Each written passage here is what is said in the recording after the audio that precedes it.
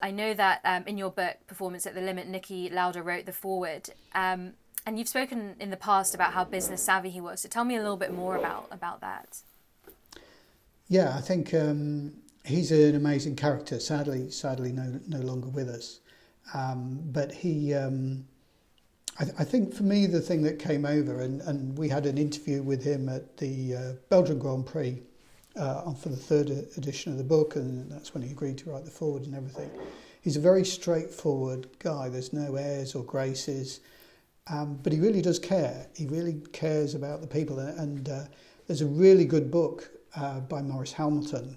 I think it's just called Niki, that came out last year. And to me, one of the really different sides of Niki Lauda you see is the whole story of the air crash.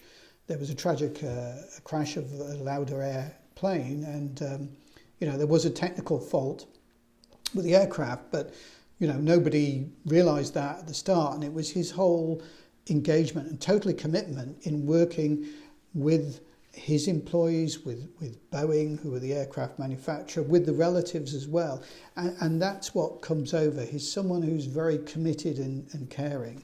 And I guess that's similar to the point I'm making about the driver. You get the sense this is someone who really cares about what they're doing. They're not grandstanding, they're not showing off. They're really passionate about it, and that is something I think that really comes over with him. And he's a great character as well, and he had to edit out all the four-letter words and so on. But I think it's that clarity of thought, that caring. Those to me were the things that really came over. Listen to more insights on the Mission Makers podcast through Apple, Spotify, and YouTube.